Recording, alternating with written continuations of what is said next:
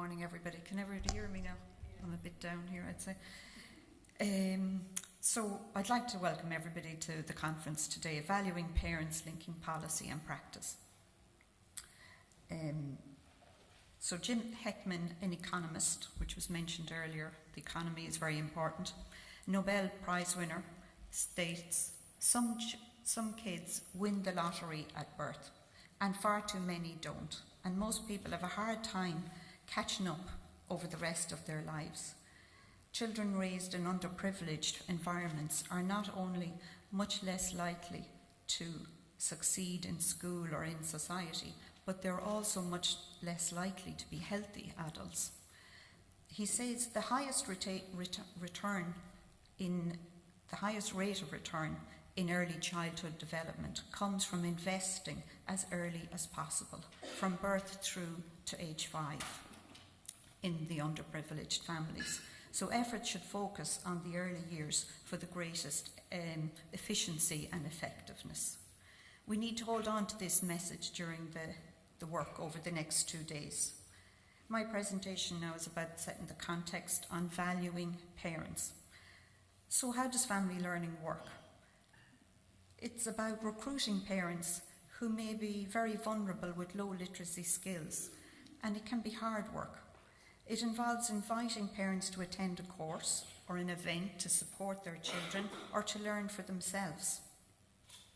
These courses need to be inviting, attractive, really useful, and have a warm, friendly atmosphere.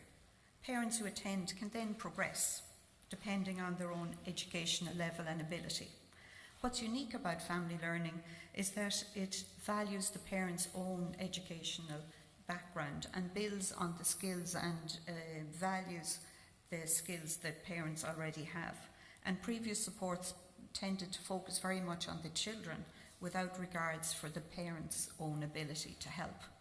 It uses the interagency approach, and certainly on the ground we can link with the early years, primary, second level, libraries, health services, family support and community groups. So our aim in the conference is to help us work better together to help parents and children to transform their lives. So how did family learning grow across Ireland? 25 years ago, in 1994, a small grant from the United Nations Year of the Family allowed Moira Green, the adult literacy organiser, to start the first family learning pilot in Clare.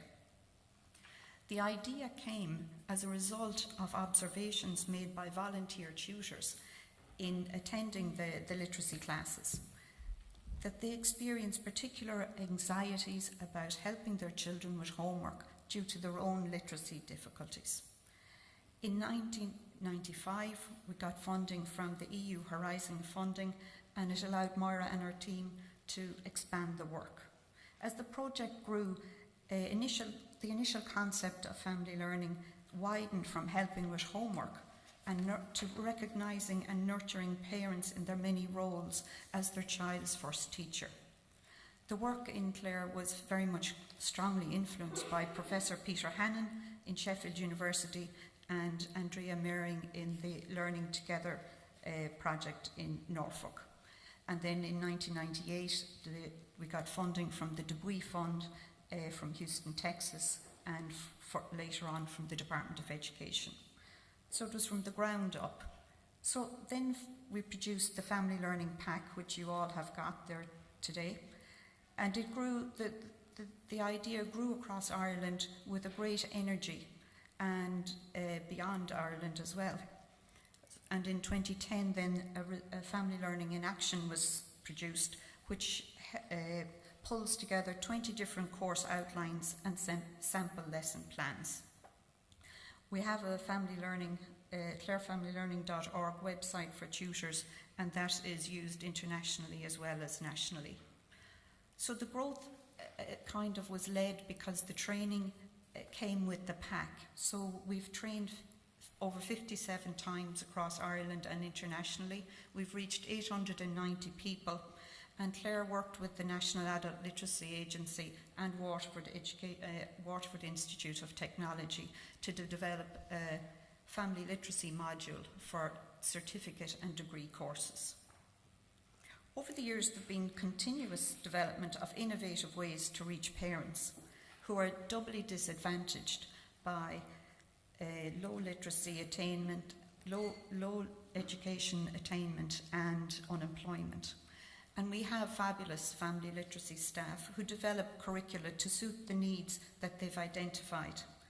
So themed classes embed literacy, numeracy, IT in a discrete way.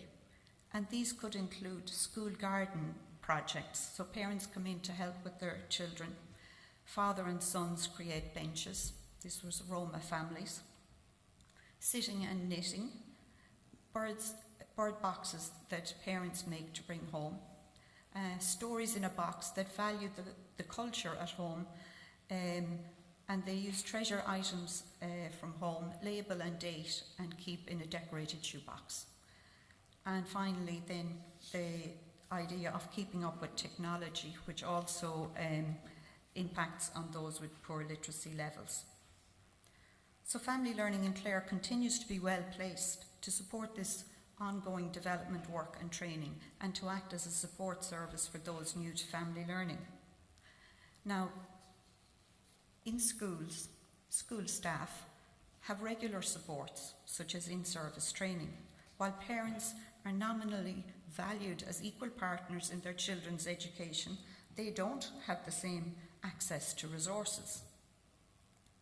Yet they have to help with homework, support their child through the education system, and somehow know what to do. Parents who may have low literacy levels may be terrified that their lack of skills will be found out or impact negatively on their children. And family learning is good at reaching out to parents who are afraid or shy. Evidence from our recent pilot, My Baby and Me, for parents of children aged 3 and under, shows that parents do want to do the best for their child, but they require the knowledge about the importance of their role as their child's first teacher. One mum says, "I didn't know I'm my baby's first teacher. I was waiting for him to go to school to start learning. I can see now he has already started learning at home." Some parents feel disconnected from education and can feel intimidated at times coming to our courses. There can be a tension between what policy dictates and what is needed in practice. The first attempt for parents to restart their learning journey must be successful. Our first offer needs to be so attractive that people want to come back and they want to tell their friends about it. And so I have a few suggestions. Make it easy to join our courses. Long detailed forms for a once-off or a short taster course cause difficulty. They can cause serious difficulty, and people have walked out of our classes. Registering online has been embarrassing for parents who have no money for phone credit to confirm their email. So we have to start where parents are at, and many parents and adults have missed out on huge chunks of their education. Attending 2 hours a week will take a lot of time to reach the 10,000 hours of formal education provided from age 5 to 16 that they're due. Family learning is a national service. Why not make family learning a solid partner to the homeschool community liaison service, identifiable, one coordinator per county or urban area that links with disadvantaged schools? Name the family learning funding. It makes the work visible and we can get the evidence. It encourages family learning work, and we can provide a consistent service across Ireland. Some of the queries we've heard across the NALA family learning conference is that I go to my ETB and they say there's nobody there to do it. There's nobody there to organise it. So it should be easy for parents to identify where to get support, because they usually confide in teachers when their children start school that they have poor skills themselves. So our task over the next 2 days is to share our own expertise, experiences and knowledge, examine ways that we can improve educational supports for the families, and suggest recommendations for stakeholders. As one dad said one night, coming to this evening class is one of the best decisions I ever made. So families are the glue of society, and family learning is about giving people, mums, dads, carers, and the wider family and their children, hope through education. Thank you very much for listening, and I hope you enjoy your visit to our lovely town of Ennis.